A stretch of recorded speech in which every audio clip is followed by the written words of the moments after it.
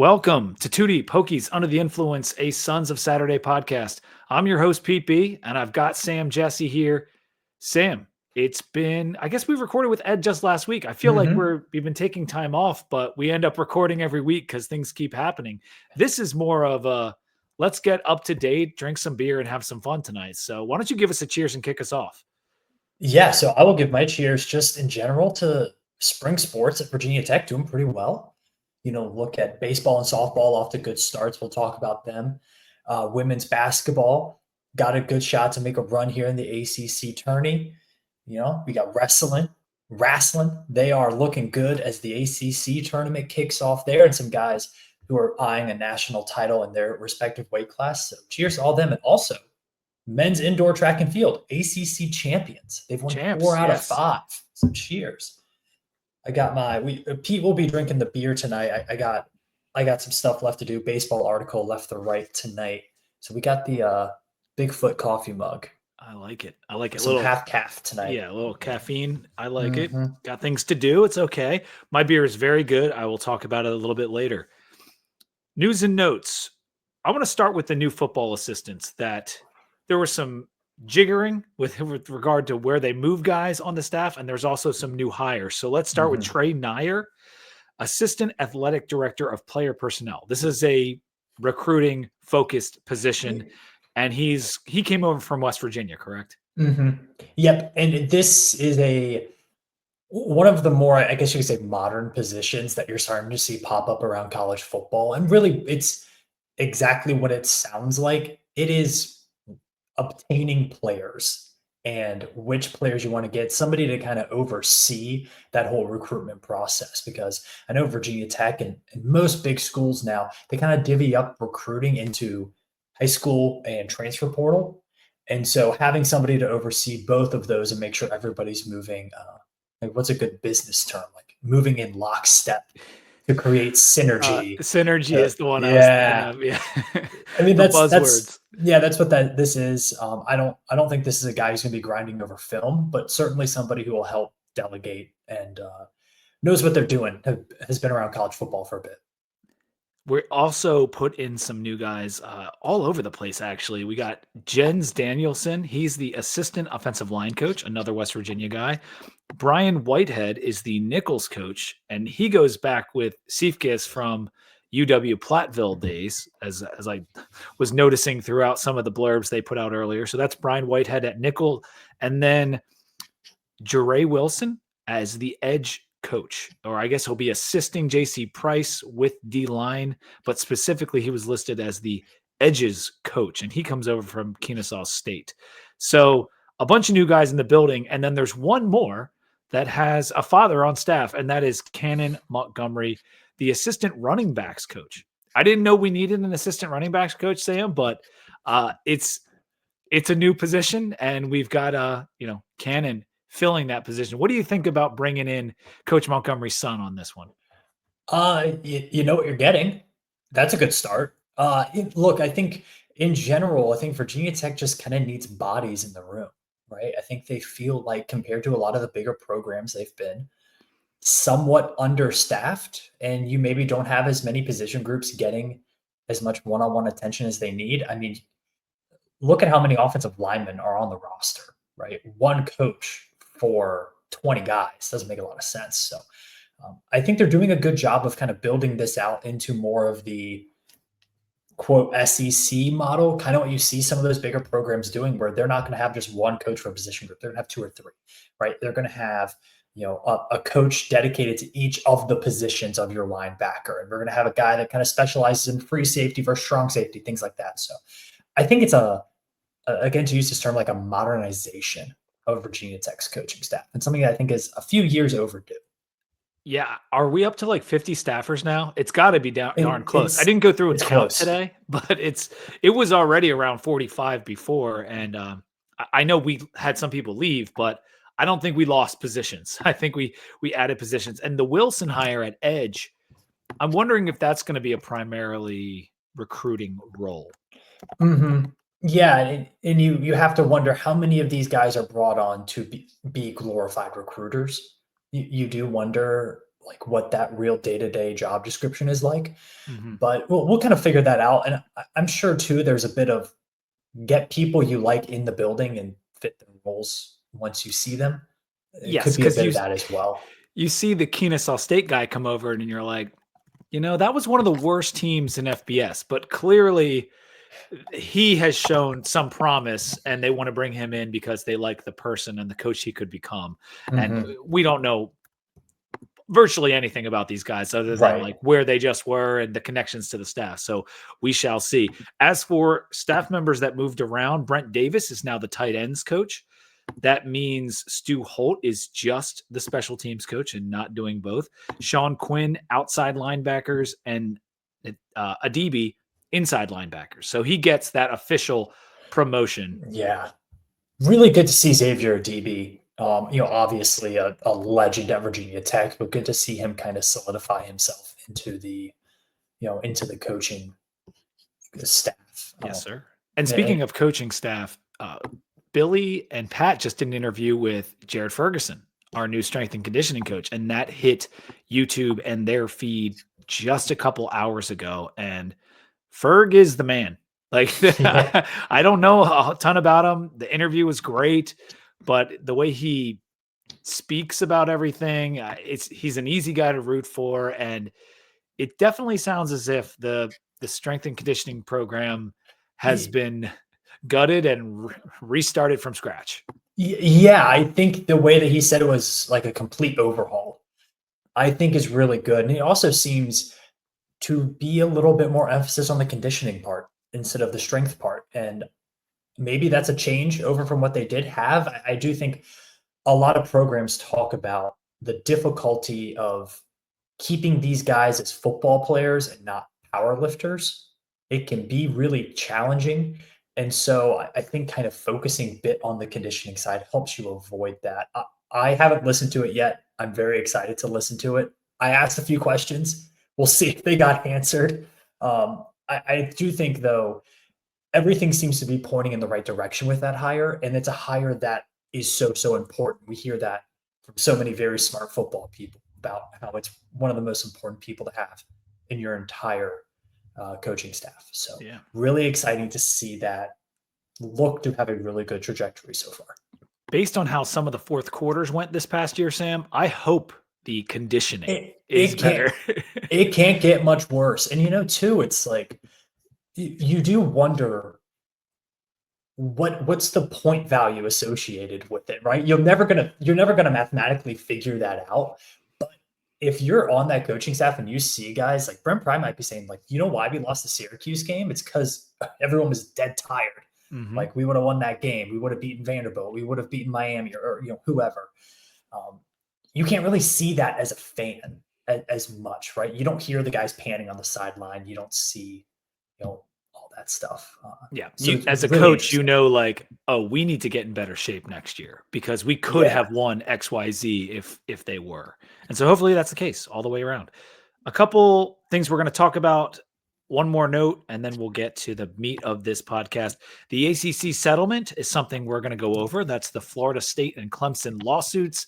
And I guess the other lawsuit on the other side by the ACC, all that's been settled. We'll go over the new deal. Basketball, baseball, softball, we'll get to that towards the end. And one note, Sam, our game against Cal, going to be on Friday night, not Thursday night, in Lane, 10:24. That was along with an announcement of 10 total ACC games on Friday nights this year.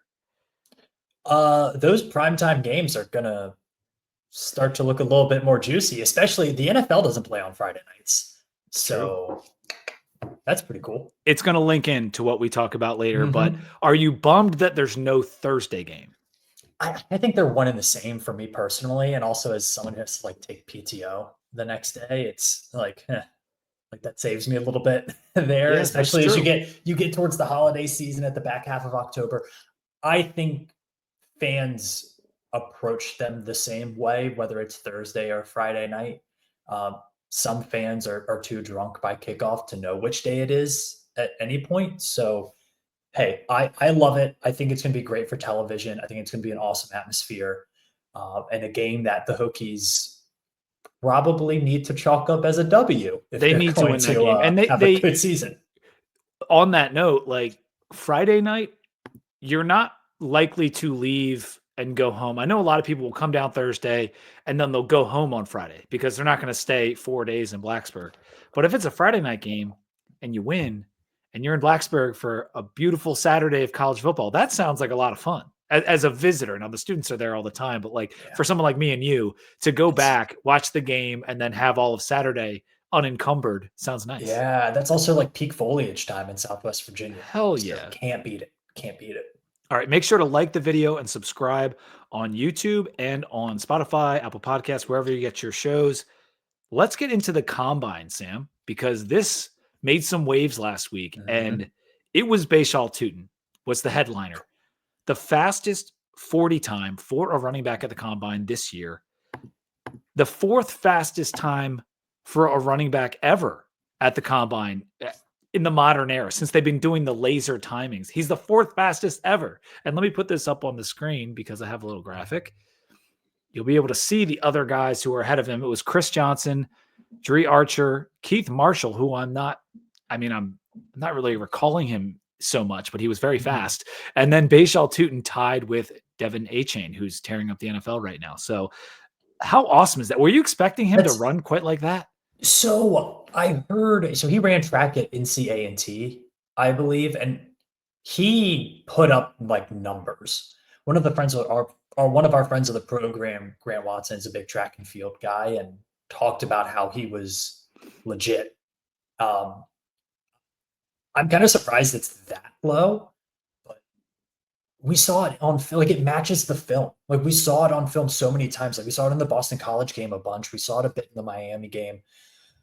There was a play in the Duke game where most running backs, it's probably like a 10-yard gain, and he just blew by the entire secondary for a 30-yard touchdown.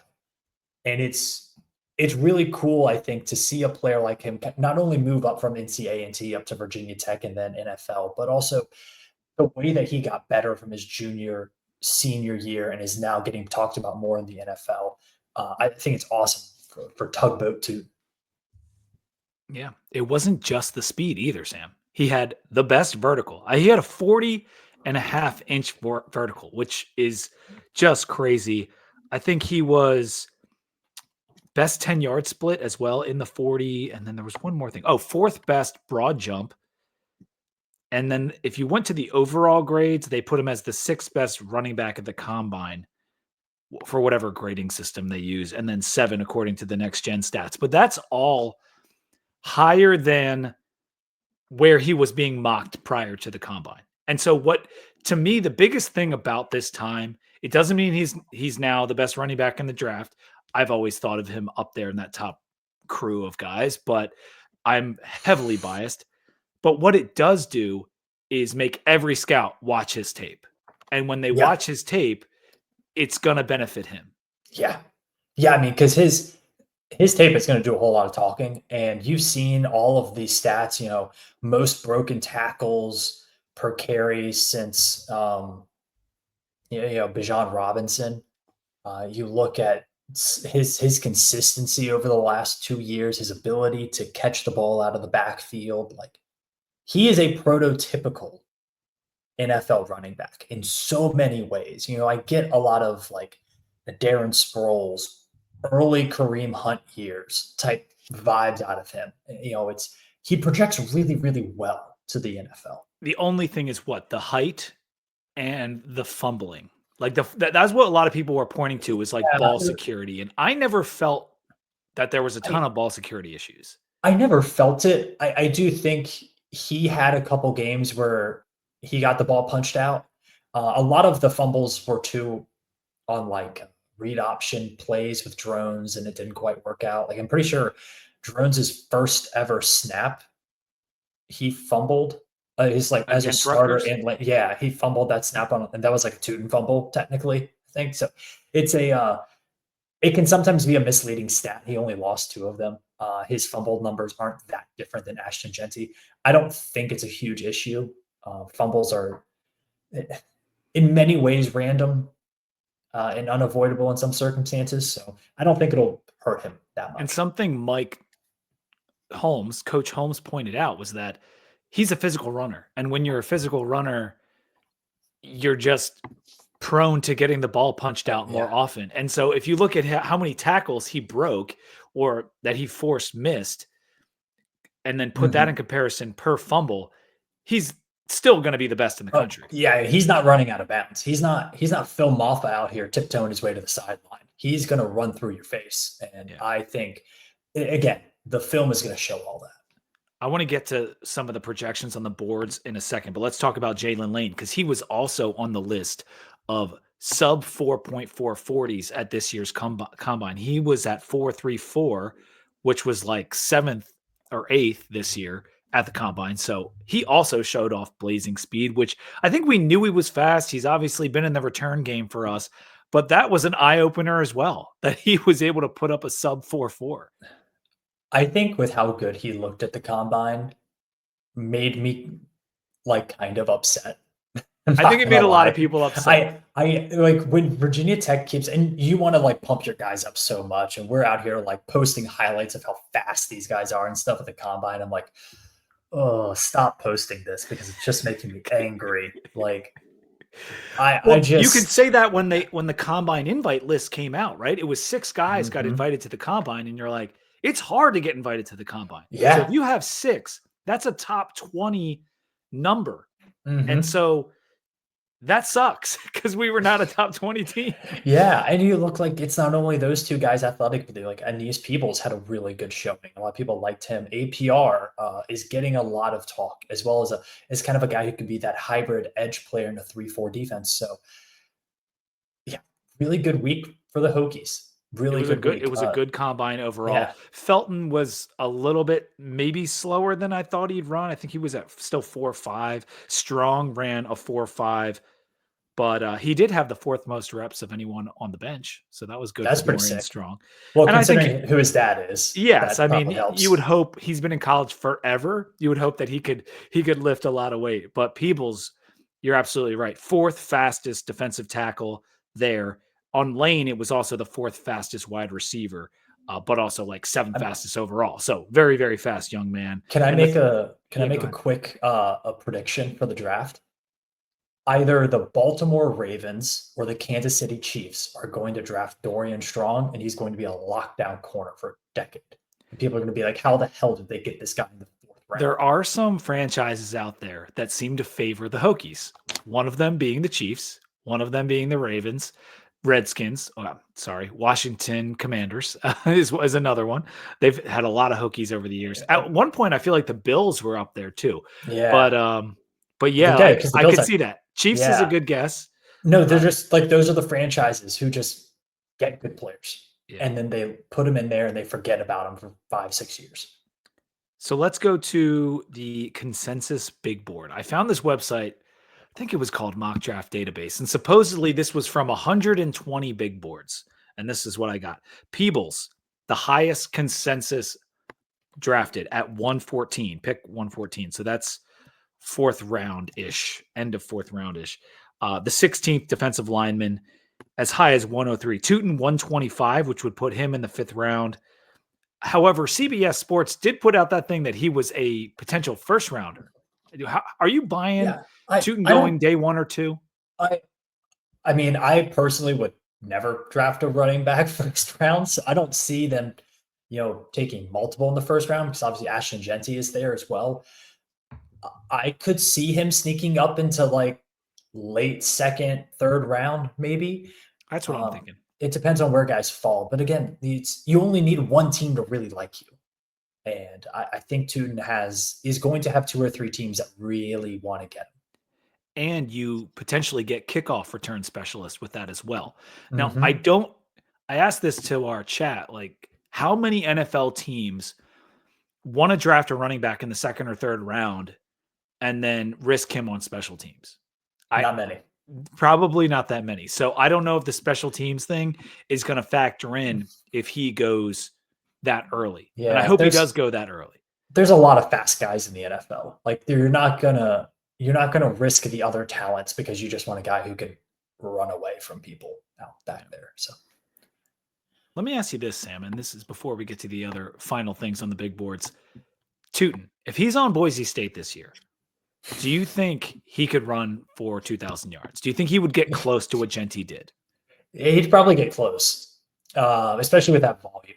I mean, Genty had how many more carries than Tuten? A ton. I'd have to look it up because Tuten really only played 10 games. Genty was getting like 25, 30 carries a game, right? Yeah, it would have been pretty close. He would have put some. I think the thing that Genty had that Tuten didn't as much was Genty every single game had like a 70-yard touchdown. And I think that's more of Boise's offensive line being considerably better than Virginia Tech's offensive line considerably better than their competition as well. Yeah. I mean, look at the schedule. I mean, that's a team that hung with Penn State for 4 quarters, and they're playing Colorado State and Wyoming. Although they didn't play very well against Wyoming, but my point still stands. I think he could have put up huge numbers, and I do think Pete. A little off topic, macro college football. If you're a stud running back or something, why not go play at a Mountain West school? You're going to get drafted. You're going to put up numbers, and you're going to be the future of the offense. Wouldn't you rather be RB1 at Colorado State instead of like RB3 by committee at Georgia? I'll say this. Genty is one of the first guys where it hasn't hurt his draft stock, where playing for a G5 didn't hurt him. One, because they only lost 1 game during the regular season. They played in the playoff. They proved to be a pretty dang good team. But usually when a guy plays for the G5 and racks up these yards, he doesn't get this much love. He's not just like, oh, that's the number 1 back in the draft. Like, think about Donnell Pumphrey, who broke the record for San Diego State years ago. Eagles drafted him in the 4th round. He was undersized. Genty is 5'9". Genty's way better than him, but I'm using him as an example because he didn't get drafted till later and he was a total bust. And Genty has avoided the thought that he's going to be a bust. Like everyone thinks he's number 1, even though he played in the G5 and put up all these numbers against a weak schedule. No one cares. And I know he's awesome. I'm not trying to knock Genty. I'm just saying he has avoided the idea that he didn't play against great competition. Yeah, I agree with you there. So it was Peebles as our first consensus at 114, Tuten 125, Dorian Strong 3rd. And I felt like Dorian could end up getting drafted before anybody in this draft. If he had ran a little faster, I think that might be a lock. But right now he's at consensus 127. APR comes in at 141, a guy we haven't talked about yet. He ran a 4.69 in the 40, tied for 10th among defensive ends or edges, and had the 7th best vertical. So he's definitely there in terms of an athlete. It's just that he's a tweener too, a little bit, as an edge player. Is he a defensive end? Is he an outside linebacker?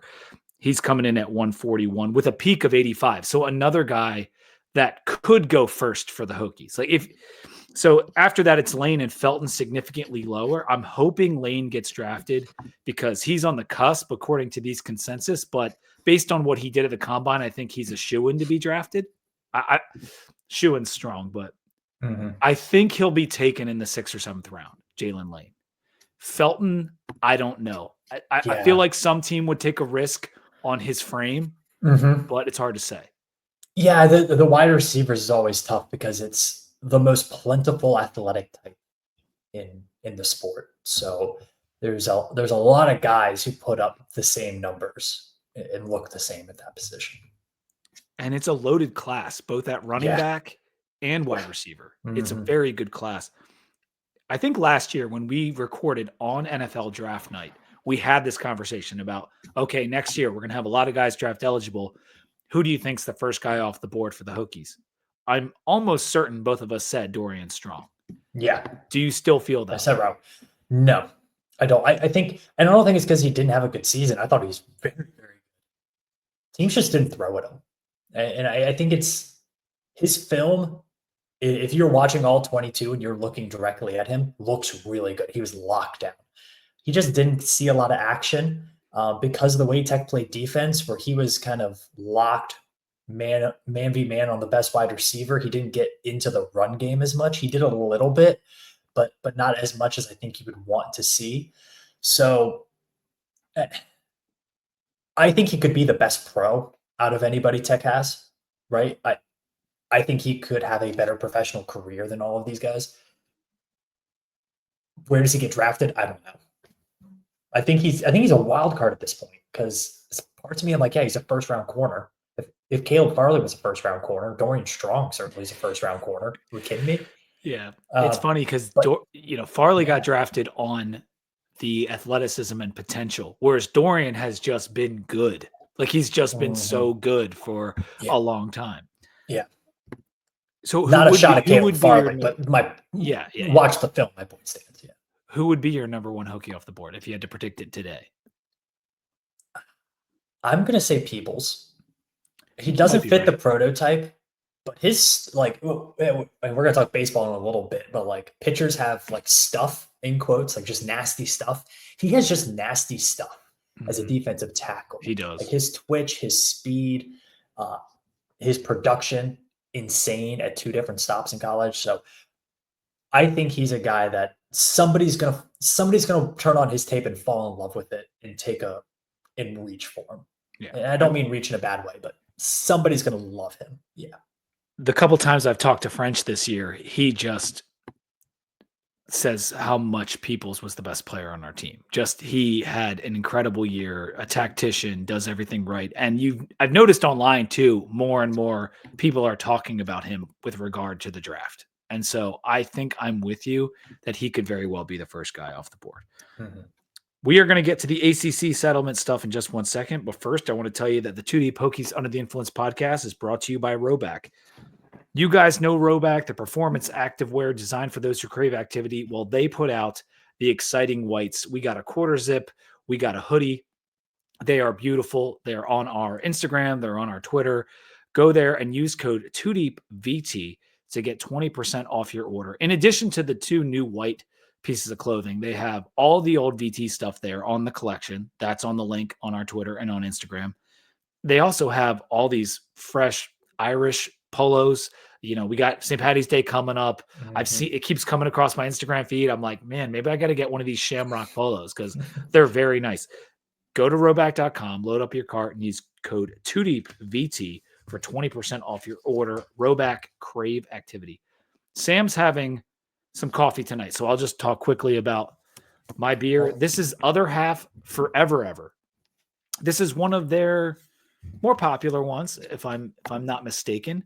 This is a Brooklyn brewery, but they have the location in Philly. They have the location in DC. A lot of really good distribution for Other Half, and it is a very good brewery. This beer I'm drinking, the Forever Ever, you can see it in the glass. It's hazy.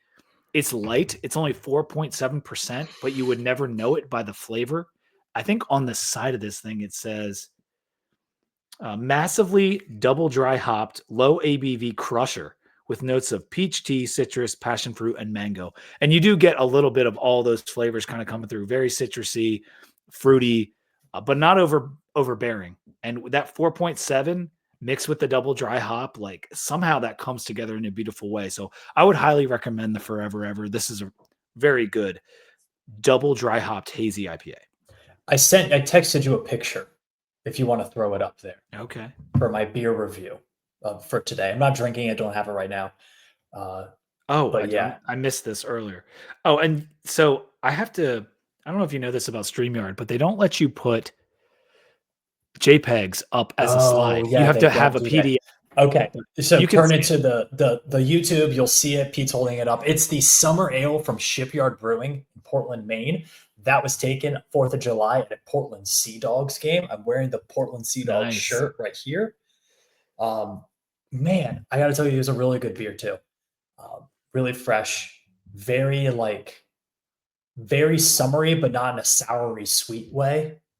Just really refreshing, really good beer. I could talk about beer from Maine for so long. It's the best. What's the other beer from Portland, Maine that's very popular? From Portland specifically, there's Bo-Ox that's really good. That one's a good one. I was thinking bigger. Allagash, right? Allagash is. Are they from? They're from Maine. I don't know if they're Portland. They have the big tap room. They do. But yeah, Allagash, very very good. Yeah, it's a Yeah, great just beer that city. area, they It's a call it great the beer city. Great Beer City. All right, let's get to the ACC settlement, Sam. This was Florida State and Clemson as a result of them suing the conference and the conference countersuing them and some nastiness and trying to figure out where they're going to hold this jury. Well, they decided, let's not go through all that. Let's not spend the money and let's come to an agreement. They're staying put in the ACC, resolving those ongoing lawsuits in exchange for a new revenue distribution structure and essentially a grant of rights buyout structure. That's kind of how Yeah. I am Mhm. reading this. Let me just kind of give the actual dollars and cents of this, and then we'll kind of unpack it. The new revenue concept that awards significant dollars to programs achieving higher television ratings and viewership in football and basketball, among other factors. The revenue formula would be based on a 5-year rolling average of Nielsen ratings generated by each school. The Media Value Initiative is expected to distribute millions to members in decreasing payments from most watched to least watched. This is in addition to the Success Initiative, which is based on postseason money. And this combination could lead to a difference in payout for the schools that ranks first to 18th. That difference could be about $20 million annually. So that's on the payment. As far as the buyout goes, the exit fee is expected to drop $18 million each year through 2029, 2030. After that, it drops to 75 million, and any exiting team will regain its media rights, retain its media rights. I apologize because reading all that, it's a pain in my ass, but you get the idea. The buyout goes down, and then in 2030, basically, this thing's going to explode, and Mhm. teams are going to buy out for that $75 million. So, a couple questions for Sam. First and foremost, is this a win for Florida State and Clemson? It's it's not a I wouldn't say it's a win, but it's not a loss.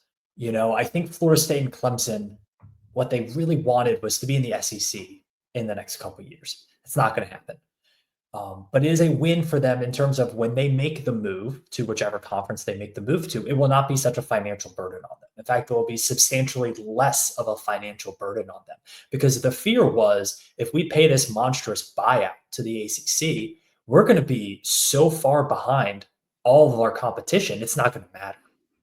And so this is a really big win for when they make that move in 2030, 2031, whichever it happens to be. I think it is also a win for the what was it, like the Magnificent Eight or something like It that? was seven. Yeah, Magnificent Seven? Seven. Yeah. I think it's a win for them because it gives them a path forward when that 2030 date comes without having to pay all of the legal fees that Clemson and Florida State have had to pay recently. So I think in general, like for Virginia Tech podcast, let's talk Hokies. I think it's a win for the Hokies and win for NC State, win for UNC. And I think it's kind of uh, it's not a loss, it's not a win, it's kind of a wash for Clemson and Florida State, I think. So I think it's a resounding W for them because they didn't Really, have to go through the legal battle to secure the money that they wanted. They wanted to yeah, get closer to the Big Ten and the SEC, and they did that. I think they did. They did. Again, like what is that going to look like in 2028? Like if Florida State doesn't win, then they don't get the money they're signing up for. Like they're betting on themselves in this. And we saw this with Yeah. Texas. Obviously, Texas's donor base is what drives it. But we saw this. Texas and Oklahoma did something similar with the Big 12. Texas was all, okay, yeah, we're just going to win. They're coming off the Mac Brown years. They're like, we're just going to win the Big 12 all the time. We're going to get the BCS berth. And then they didn't. They weren't even making bowl games. They went 5-7 a couple years in a row. And that kind of is what propelled them to end up joining the SEC was they realized that this model that they put in place for themselves wasn't actually working on a year-to-year basis like they wanted it to. It was for Oklahoma, but it wasn't for Texas. I am curious to see how this works out. I think it's more of a win for Clemson than it is Florida State because I think Florida Mm. State got a little petty with this too. Um, Well, they first of all, both of those schools have had to pay legal fees. Florida State probably far more. far more than Clemson. Yeah. And so whatever. That's a sunk cost. They were doing that. And you're right. Miami, because they weren't involved in any of that and they have good TV ratings, well, they're set. Like they're going to be good and they didn't have to get into any of this. But to me, like Florida State and Clemson are getting paid and it's shown as this, well, if they have high ratings and if they're successful, they'll make a lot of money. That there's no if. Like Florida State and Clemson are going to lead in the media ratings. Like they are. They already do. It's based on 5 years. Florida State's at the top, Clemson's 2. That's not changing. Look at Florida State's schedule. They play Clemson and Miami every year. They also have big matchups with Bama and Georgia. They're going to be number 1. So there's no if. This was just an excuse to write them a bigger check. Like this, the way it's like framed makes it look like, well, anybody could have the highest. No, they can't. Like it's already done. Florida State's already number 1. Clemson's already number 2, and it's going to stay that way. Miami's like not so far behind, but they're behind significantly. And that the winning thing, like the on the field success money, that's such a smaller pie. Like that is just that's like true. Only having to do with the postseason. What I did find as some solace, because I don't think this is a great deal for Virginia Tech, and let me put this on the screen. This is the average viewership from 19 to 24. So 2020 didn't count in this when they did this. They threw it out because it was too much of a weird year. So it's 2019 and then it's 21 to 24. And you can see Virginia Tech comes in 10th in viewership percentage. Now, if you look on the left part of your screen, the Pete Thamel tweet, 40% of the TV money is evenly distributed like it was before, but 60% is based on that, and we're 10th. So 60% of our TV money is now smaller than it used to be. And for BC and Wake, and I'm not even going to include SMU because it's a totally different ballgame for them because they just got into power football. Wake's getting crushed. BC is getting crushed on this. Yeah. And to me, like, how is this so much different than BC and Wake being independent? Because it's different because it's 40% different. But like if BC and Wake went out and scheduled their own shit and got to keep all the money from all the deals they made, it might not be that much different from what they're about to make. Yeah. I think I'll start with Virginia Tech's point, and call back to that Cal game. That's why it's really important to get those like prime time. We call them in the betting business island games, where you're the only thing on in town. Everyone is watching you. Those are going to be really huge for that. That's something that Florida State has gotten a ton of. Florida State has gone out and played the early season primetime games, maybe more than any other ACC program. Virginia Tech used to do that. They've kind of gotten away from that. And I think getting away from that, you see the numbers for 21 through 24 a little bit lower. I think the South Carolina game will help. I think a Friday, Tech always tries to play weeknight games. It's part of the program's brand. That will help. Again, though, when you're, 5-5 heading into late November, when you struggle in the non-conference, your games are getting thrown on ACC network. They're not getting picked up by ESPN. And that's the biggest thing for Virginia Tech now, where the winning actually will matter. And this isn't just Virginia Tech. I think you could throw, Georgia Tech, NC State, whoever, into that pot, because when it gets to November, you want to be on ESPN and ABC. You don't want to be on ACC network. And Virginia Tech has lived on ACC network over the past few years. So I think that's a big part of it. As for the bottom, look, I think Boston College, Wake Forest, in some ways, maybe like, I don't know about Duke. Duke is so weird because of the basketball program. Syracuse, though, Cal, UVA, I think you see what's coming here. And I maybe shouldn't throw UVA in that, because UVA has a lot of things are attractive about UVA other than their football program. So maybe they're a weird case, but yeah, it doesn't look great for that handful of schools. You were dead on talking about us having the national TV games. Because, we play on ACC Network a lot. At least we get a Thursday night game, or we have this game against South Carolina. That should draw some eyeballs. We've played in some big Labor Day games over the years, but they're a little too far in the past to matter in terms of this. And so, yes, winning will get you a little bit of extra money in the postseason stuff, but winning will also get you higher TV ratings, which will get you more money. What's really weird about this now is that so much is riding on these executives choosing our time slots. You know, you talk about the time slot champs on Cover 3. Florida That's what State. they joke about. Florida Time slot State champs. has had that forever. Forever.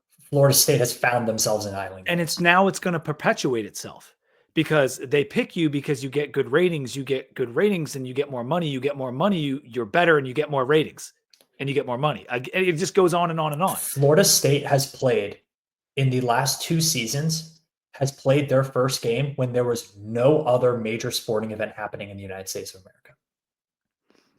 In Ireland. 2 years in a row. They had the Ireland game against Georgia Tech. So that's another ACC team. And they lost. Yep. Yeah. And I think they played, who is it that they played on Labor Day the year before? BC, right? Or they maybe played Louisville?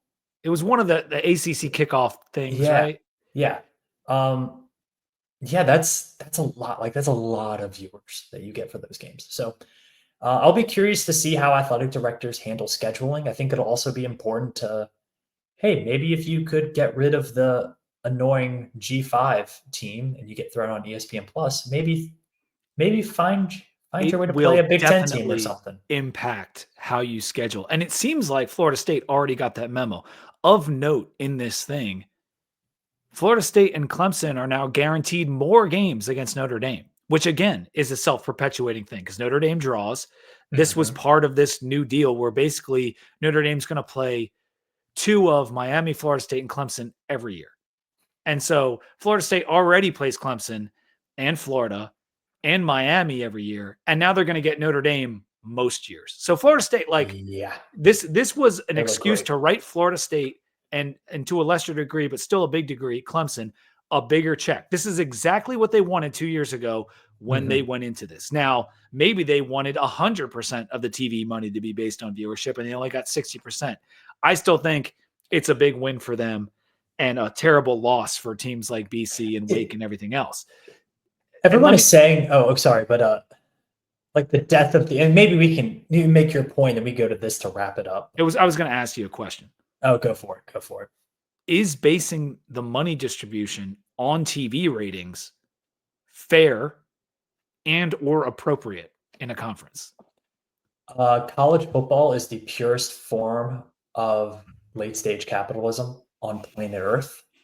So fair doesn't matter. Fair doesn't matter. Yeah. And then, but I would say to that point though, it does kind of fly in the face of what it means to be in a conference, does it not? Conferences are stupid.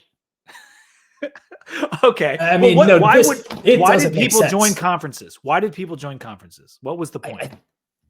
I think it made sense a while ago, but it doesn't make sense now. And I think now it's not even about region. It's not about regionality. It's not about rivals. It's like, I guess you could say it's about like access to postseason, but that's changing every other year. So who knows if that definitely even matters. Lost the plot on why the point of conferences were. You're buying. It's like you're in a. It's like you're a. It's like you're a GP, like a group purchasing organization now, going to a vendor. You're like, hey, this is our collection of schools that we want to have be part of this ESPN contract. That's pretty much all it is. Initially, it was packaging yourself with like-minded regional institutions to ease scheduling and have a known quantity in terms of the amount of money you could expect to bring in every year so you could budget properly. And you could also package your schools together and maybe sell them to a TV network. This is, going way back. Like Big Ten's been around for 100 years. This is long before there was television networks. But I'm just saying, like, the point of being in the Big East when we joined in the 90s is so we could package ourselves with Miami and West Virginia and Syracuse and sell that to ESPN or whoever else.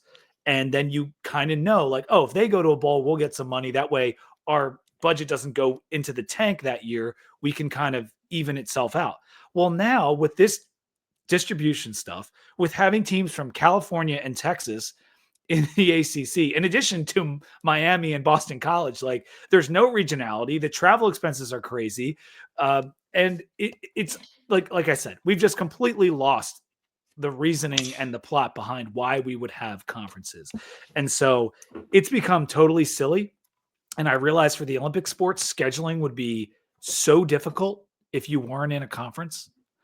But for football, like there's no good reason at this point that Virginia Tech should not be independent, in my opinion. Like scheduling be Yeah. damned, you'll figure it out. But like there's not going to be a ton of difference in terms of what we could get on the free market if we suck in the ACC. Because if we suck in the ACC, we're going to get less and less of the pie anyway. Yeah, I mean that kind of goes to the next point is everyone's kind of saying, oh, this means it's a ticking time bomb for the ACC. It means 2030, the whole thing's done. I think there's also this grain of, okay, we know it's going to last that long. Who knows what the playoff structure will be like, or what the sport will be like with NIL and all that jazz. But if this works out really well for Clemson and Florida State, why would they jump ship? Because it's a whole lot easier to get a shot at a natty playing in the ACC than it is the Big Ten or the SEC. I'm glad you brought that up, Sam. I think if I have to bet, I would say it's like 60-40 ACC football dies after 2030. But I don't know, man. This thing might work. And I do think you might see like I think it is realistic that like Wake Forest and BC or something drop off, at least for football. I think that is a possibility. Potentially. Yeah. You're talking about the reason they might stay is because of the playoff ramifications, playoff access. And that's going to be good in the ACC as compared to the SEC. Like the way they have it structured now and the way it could happen in the next playoff iteration when we go to 14 teams is that the ACC has 2 automatic bids. I'm not so shot in the ass about all the conferences having set amount of bids. I think that's kind of stupid, but say that's what they agree to and the ACC gets 2 automatic bids. Well, Florida State and Clemson have all the money. They get all the recruits. They're in fertile recruiting grounds already. They'll have every advantage and they'll have easy access to be those 2 teams along with Miami almost every year. And so you're right, Sam. Like if you have access and your money is not so far behind the big boys, why would you leave? Why would you? Yeah, I think it's going to be really interesting to see how this plays out. The other thing about them solidifying, because the argument is that this has now given the ACC stability. The reason we gave up the farm, so to speak, or maybe it's not as bad as I think it is, but I don't think it's great. Now we have stability for 5 to 6 years. Does that stability give the ACC just a little bit more leverage in the playoff negotiations to be like, give us a third team? It might, and I think it would really help the ACC if the big brands played like big brands. I think part of the downfall of this conference was because Miami and to an extent at some points Florida State, but mostly Miami, UNC didn't live up to their expectations. Never lived up to the hype. Always fit. Yeah, Virginia Tech for a while. I mean, the first decade, Tech ran the ACC, and then the next decade, now they can't do anything. So, yeah, I think part of it is because of the big football brands in the conference haven't consistently looked like big football brands. Yep. If they could find a way to get back to that, I mean, Miami seems to have righted the ship. Clemson's obviously still rolling. Maybe you can find your way into that conversation, but I do think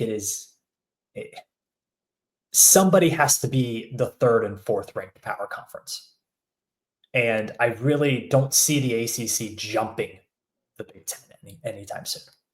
I want to blame Miami more than any other school because it's Miami, but like they were the 5-time national champs or whatever it was coming in. They had just been a killer team in 2000, 2001, 2002. And then they just, as soon as they joined, I know they played against us for the 2004 title, but they just fell off a cliff. And they were always a much bigger power than Tech was, bigger power than Clemson was, even bigger than FSU.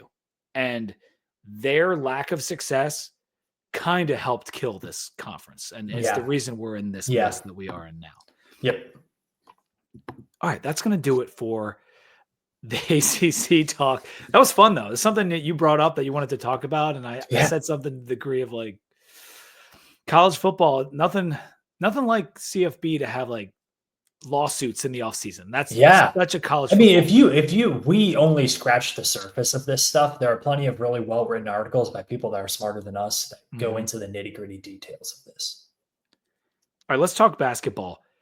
It is March, Sam. Mm-hmm. Our men are not competing for the ACC, but they are going to be in the ACC tournament, and they are 13-17. They got 8 conference wins, something that I didn't think was going to happen at the end of non-con. Yeah, what's also crazy is this team, if it wasn't for those like 2 weeks from hell that they had at the beginning of the season, it's probably looking at an NIT. So it's not that bad. Yeah. I think obviously they need to get guys healthy. Too many guys have been out sick, injuries here or there. This team needs to be at full strength, but 8 ACC wins, Pete. It's better than I thought. That's for sure. Yeah, and the Louisville game, we lost, and we didn't have Poteet. Like, they're a top 25 team. They're really good. And you mentioned the thing about it being a 9 p.m. game in Castle, and we almost pulled it off, dude. Like, that was a really fun game to watch. I thought we were going to get it. We shot 42% from 3 and out-rebounded Louisville without Poteet. We came up short, but it was a good effort. And then the very next game, we beat Syracuse in overtime without Toby Lawal. And so what Mike Young is able to do game in and game out, and I'm kind of pushing the UNC game to the side because that did not go well. I'm gonna be straight up. I didn't know that game was happening until it was almost over.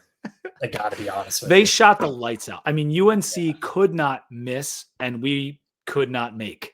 And so it went sideways, and I'm annoyed because me and Mike McDaniel recorded on Monday, and I'm like, this UNC team isn't that good. They're on the bubble. Let's knock them off the bubble. Well, we didn't do that. That's okay. It was one of our stinkers, but Syracuse was great. Ben Hammond has gotten so much better. His stat line in the Syracuse game was awesome, and I'm excited to see what he can do in the tournament and beyond. Right now, we are sitting in that 9th spot in the ACC with UVA. If we finish 9th, we skip round 1, which would be nice. I would like to save our legs if we could. Then again, if you play round 1, you might get a win. And if you start in round 2, like Georgia Tech is going to have fresh legs too. So whatever. You want to have the best seed you can have and just give yourself a shot. It would be really nice to finish ahead of UVA. And like it would be even if you finish like tied with them or something, like I just think it would be really good for this program to somehow finish middle of the pack in the ACC this year. Feels like such a win. We can talk about the news coming out of I believe Sports Illustrated might have had it first, but that Mike Young is good. He's ready to roll. I got the tweet here from Jeff Goodman. Yeah. I talked about this briefly with Mike McDaniel, but Billy and Ed went over this in detail in their episode. They did kind of a deep dive on Mike Young's tenure, on what this means for Virginia Tech. And if you're not watching on YouTube, what the tweet says is that Mike Young is going to be back and he's going to have increased NIL. That's the gist. And with so many coaches that are longer in the tooth calling it quits, to see Mike Young saying, no, I like Blacksburg, I want to be back. And then having a source that, if Goodman's reporting it, it's a good source, that he's going to have support. Yeah. That's exciting.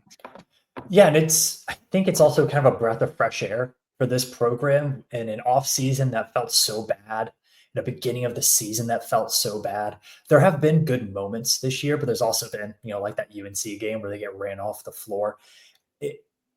To financially have a fresh start and to potentially return so many of these guys, like you can hang on to shoot and Hammond and Lawal, and you keep this thing rolling a bit, you're going to feel pretty good going into next year. I don't think you're going to feel like Virginia Tech's going to compete with Duke and Louisville, who seems to be rolling as well for the top of the ACC. But you're going to feel like this is a team like, okay, if they get hot, they could get on the right side of the bubble, make the tourney. I think that's really all you can ask for Virginia Tech basketball to be. That's historically been kind of operating efficiency for the program. I think if we bring most of the roster back, this is a potential tournament team. And you could, anyone could be a potential tournament team, but like, I like our chances. This team is so young. They've overachieved so much. I think we were picked 14th or 15th, and we're going to finish 9th or 10th. And that was when we were picked like 14th or 15th. That's when they thought we had a point guard. Like he never even played for the team. So we have overachieved big time. And I would take Mike Young against any coach in this conference. I really, with Tony Bennett gone, I would never pick Tony Bennett because he would coach UVA, but like, he's a really freaking good coach, but he's not here anymore. Mike Young is right up there with the best coaches in this conference. And if we support him properly, he will reward us with success. I guarantee that. And so I am so excited to hear this news and hopefully, put it to the test this offseason and sign some guys, re-sign some guys, and keep this thing rolling, man. Because I think next year could be a really good year for both basketball teams. And we can talk about the ladies quickly here before we get to the Diamond Sports. They're done with their regular season. The ladies are going to play Georgia Tech, a team they beat earlier in the year in the ACC tournament. They had just lost to BC. And no one wins at BC if you're a Virginia Tech person. The worst sporting arena on planet Earth. And we lost in overtime. Rose got thrown out of the game early. She was having a good game. Then we got out rebounded because she wasn't in the game. And then we lost in overtime. Sucks. Baker played great, but it was all for naught. And then against Clemson, we go down there and we get a very important win to keep our hopes alive. Now the season is on the line here. If we beat Georgia Tech, there's a very good shot we make the tournament. If we lose, we probably don't. Like, I think it's pretty much that simple. It does feel like a survive and advance scenario for Virginia Tech's season. And I know it is obviously for the ACC tourney, but to be in a must-win scenario is, I think, cool for the program, because this season could have gone really bad, right? I mean, with all the turnover, and it was very emotional too, I think, for a lot of people in the program, and to have so many players turn over, a brand new coaching staff, and also to be playing in one of, if not the best conference for women's basketball, to have the success that they've had, just be on the bubble. I mean, if this team makes the tournament, it is an insanely good coaching job. Absolutely. Insanely good. And they're also doing this without Saya suffering for most of the year, who was an absolute little jackrabbit out there. She was awesome.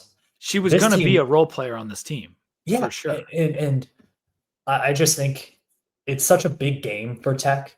I think it's an awesome that we're in that position. As much as it kind of sucks to be on the bubble at this time of year, it's also such a positive to be on the bubble at this time of year.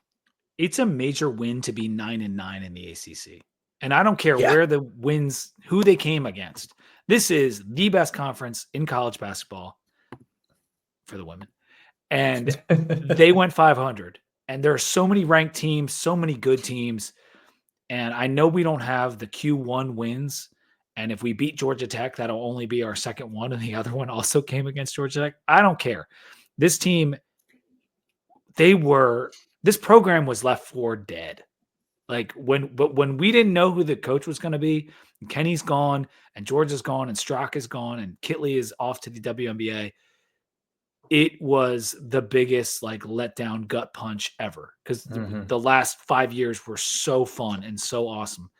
And for Coach Duffy to do this with a rebuilt roster and taking some pieces that were, left behind, so to speak, and get them playing like this, it is so awesome. And I give her a ton of credit, and all the girls on the team, Carly and Karis, Mackenzie Nelson, Rose, Matilda Eck just distributing like crazy over the last 4 games. Mm-hmm. It's great to see. I think they can beat GT, and then hey, maybe you solidify your entrance into the tournament by beating NC State, because That'd that's be who'd be sick. waiting for us. That'd be sick. Yeah, I just sometimes you have to contextualize college sports in a way that you don't with professional.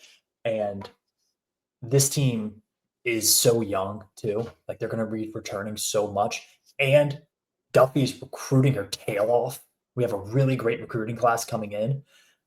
The trajectory just seems to be to the moon. And Yeah, that is an unbelievable job by all involved. absolutely. All right, let's move to our final thing of the pod. Baseball and softball. And baseball, I'm going to turn it over to you, Sam, but I've seen some success happening. Winning games, looking good. Run rule victories over winless Norfolk State yesterday and today, but good job taking care of business and got a lot of guys in. Had a good weekend at ECU, beat Indiana State and Kent State pretty easily. Lost to ECU for it's kind of the first time this year that the Hokies didn't play well offensively. They drew a lot of walks, but didn't hit well with runners in scoring position. ECU is a good team, obviously, very good program. Off to a good start. They haven't played as much competition as they will face in the next few weeks. They have an ACC series coming up here in Blacksburg against Georgia Tech, and one of the best players in the ACC plays at Georgia Tech, outfielder Drew Burris. So it'll be a really good opening series for the Hokies. I think two teams that overall are pretty even talent-wise. It'll just come down to which team plays better on the weekend, but looking really good. Some great freshman arms. Jake Marciano continues to be really, really good. He's statistically and a lot of things top 5 pitcher in the ACC so far. And Sam Tackett, 5th-year senior outfielder, has all of a sudden turned into like Buster Posey as a hitter right now. Like Yeah, he's doing great. he's leading the ACC in slugging, leading in average. He's hitting over 500, which is just stupid. He's been great. Jackson Cherry transfer in. He's been great. JD Davis, second baseman, transferred in from a community college in Florida. He had 3 stolen bases today. That's pretty True. sick. That's Yeah. awesome. So this team is looking really good, and the pitching staff is getting a little healthier, right? They were missing a couple guys early in the season that they're looking to bring back and get those guys ready. So they seem to be hitting their stride, playing well. Really fast, athletic team. They make a lot of plays in the field. They're drawing a lot of walks, and they're not striking out a bit. This is a team that led the ACC in strikeouts last year as hitters. It's the bad part. Yeah. This year, doing a great job at the plate, drawing walks, not striking out. It's really helping this offense. That's great, dude. And so how long until ACC play gets going? This weekend. Okay. Yep. Yeah. It was coming up pretty soon. But Yeah, we got this weekend, and then they have a game at JMU for Tuesday midweek, and then their first road ACC series will be at NC State, which will be a pretty tough task. all right, softball, they are 17-4. They just went 4-1 in Salem at the Hokie Invite, and they're ranked number 18 because of it. Now, they actually moved down a spot. They split with Villanova, but there's just the issue with softball is like there's so many teams that are like 19-1 that if you have a few games in the loss column, even if you're 17-4, you end up dropping. So they're good. And Lemley threw another no-hitter. It's just ridiculous. It's crazy what she's doing every time she's on the mound. And they've got some good wins this year already. I'm looking forward for ACC play to get started for the ladies because I think they have UVA coming up. Mm-hmm. Yep, they have UVA, who's a ranked team as well. So that'll be a cool series. They play so many games. So many games. It's actually insane how packed the schedule is for softball. But yeah, just Pete Moore has such a great program there. This is a really good team. Emma Lemley is obviously special, but they have so many other players in the field who have done well. Yeah. And they've already been battle tested, which I think is huge, right? They've played LSU, they've played Alabama, they've played a ranked Northwestern team, they played a ranked Liberty team. Oh, it's going to pay So dividends later in the yeah, year. it's gonna really, really help. So I'm excited to see this team. I think they can go deep. It would be really cool to see them go to Oklahoma City for the Oh, World Series. That would be dude, that so, would be so a cool. dream. And it feels like they deserve it. Like they've been so good for so long, they just haven't gotten over the hump. I It know. it really would be cool. So during spring game weekend, which is only about a month away, like it is sneaking up on us here. Every team's playing at home, I think, Sam. Are Yeah, you no, it should be planning to go to some stuff? I know you normally do the run. Are you running this year? I'll probably run this year, and I'll probably hit up some baseball. What is it? It's April 13th this The year. I think the 12th is it the 12th Saturday is is the the 12th? Saturday. Yeah. Yeah, So Tech has a baseball as a homestand against Florida State. Florida State will be a top. Florida State's still undefeated. I think they'll be a top they're good. five, Yeah. 10 team. They're very, very good. So that'll be a fun series.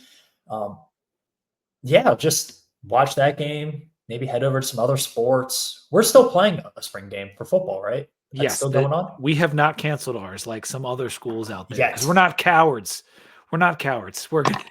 We're having this thing, Sam, and it's going to be incredible.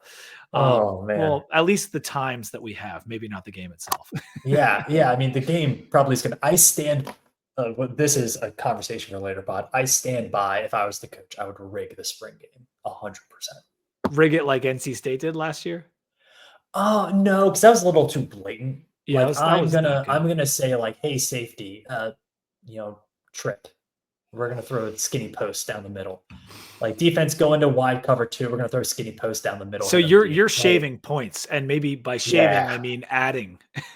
yeah. I'm like I'm giving myself the high. I'm creating the highlight plays to get people excited. Yeah, I'm putting those into the script. and Yeah. you're not afraid like some of these coaches that your players are going to play too good and that someone's going to No. poach them. I have you seen the last few Virginia Tech spring games? I do not think that's an issue, Pete. I have. I've been there. It's questionable sometimes. Although PJ Prelude did have a nice spring game last year. I'm excited to see. Do we know how he's doing? I'm really excited. I see have him to again. assume he's going to be back and Yeah. playing. I mean, spring practice starts. We still got a little bit of time before the actual practices start. Yep. Still got a few weeks before that. Final note: wrestling ACC championships. Sam mentioned it at the beginning. I think it's this Sunday, and it's like all Yeah. day. I think it starts at 10 a.m. and then you get down into like the brackets a little bit later in the day. I don't know. I think the brackets just came out. Like you could see where everyone's seated. Maybe a couple days ago. So that's going to be fun as well. We'll probably cover that a little bit. I may have my friend Brian come on and talk about that. I'm not sure, but I still don't understand wrestling scoring, and people have tried to explain it to me. I don't it's get hard, man. I don't it. get it either. I'm But trying. I'm trying to get it a little it bit. looks awesome. Yes. So I just wait for Rock to get excited when I'm watching ACC Network, and then I'm like, oh, mhm. something good's happening. Yeah, yeah. All right, that's going to do it for the show. Make sure you're subscribed. Sons of Saturday on YouTube, Sons of Saturday feed on your podcast feed, as well as the Too Deep feed on Spotify, Apple Podcasts, wherever you get your shows. And until next time, go Hokies. Go Hokies.